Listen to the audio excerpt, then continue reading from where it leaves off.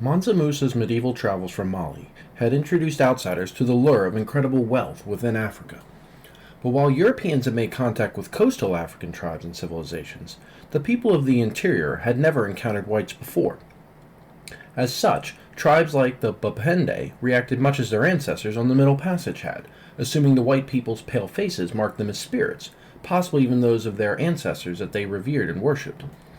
The first to arrive were the intrepid explorers as well as the missionaries called to Christianize and civilize all at the same time. How thoughtful of them. The latter group included those like the infamous David Livingstone, sought out by journalist Henry Stanley. Shown what Europeans would see as everyday possessions, objects shown to the native Africans left them gaping in great awe and wonder. "It is too wonderful! We have seen a thing today that our fathers never saw!" one of the Babira exclaimed upon the act of Stanley simply showing them a mirror. Even greater amazement came from seeing a white baby and a white woman. Even those inclined to reasonable suspicion melted into fervent desire to feel and hold the infant for themselves. Travelers reported, quote, "We were surrounded by hundreds of friendly people who seemed unable to gaze sufficiently at us." These reactions resulted in a range of responses from the Europeans, from the sympathetic to the sinister. Traveling down the Congo River, Harry Johnston lodged with a tribe where a man revered in the community had recently died.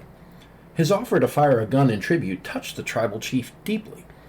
Referring to Johnston and his companion as sons of heaven, the chief pointed towards the sky, saying, "O you who are going home, you will send him back to us, will you not?" Johnston tried in vain to convince the chief that he possessed no such power to raise the dead. The tribe that hosted Charles Bateman would not prove so fortunate. A former English naval officer, serving under King Leopold II of Belgium, Bateman found a rightly chilly and distrustful reception, and he referred to his hosts as, quote, "hardened and ungrateful blockheads." When a tribesman narrowly escaped getting struck by lightning, Bateman exploited their ignorance, warning the chief that he would summon the thunderstorm and destroy the village unless they showed him proper respect. When they surrendered to him, he sneered at how, quote, "they positively ascribed the storm to my black magic, and not to their own foolhardiness." With men like Bateman as the first eyes and ears of their exploration, Europe's existing racial prejudice hardened into the theory of social Darwinism.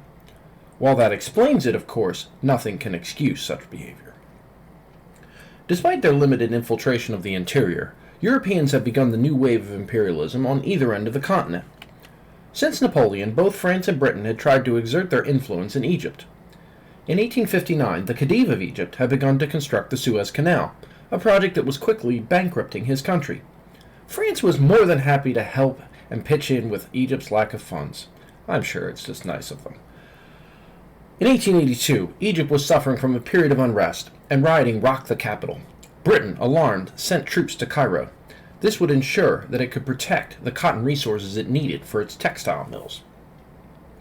Around the same time, British colonial officials began to view the Zulu Empire as an existential threat to the British colony in South Africa. Furthermore, the British wished to protect their lucrative trade in diamonds and gold. When a group of Zulus stood accused of murdering some settlers, and their chief refused to hand them over, the commander-in-chief in South Africa, Lord Chelmsford, had the perfect pretext to wage war in response.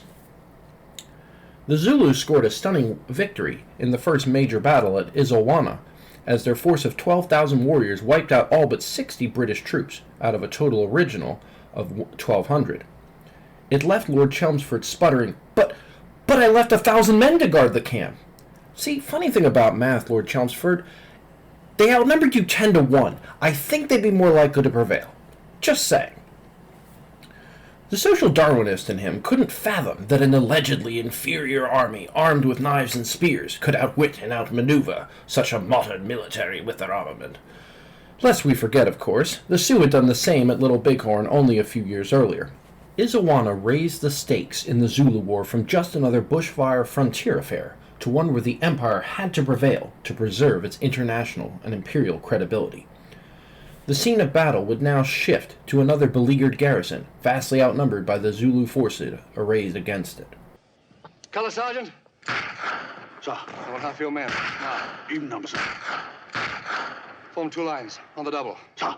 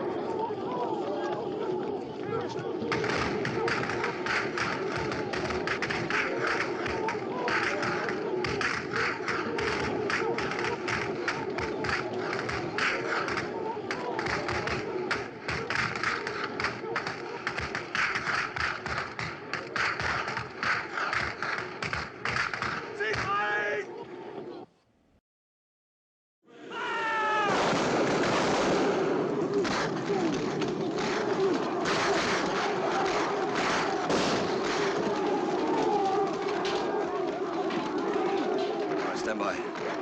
Spray. Sergeant, prepare.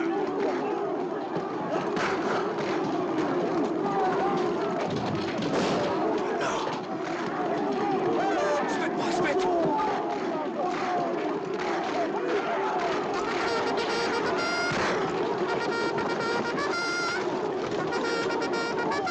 Enough, buddy!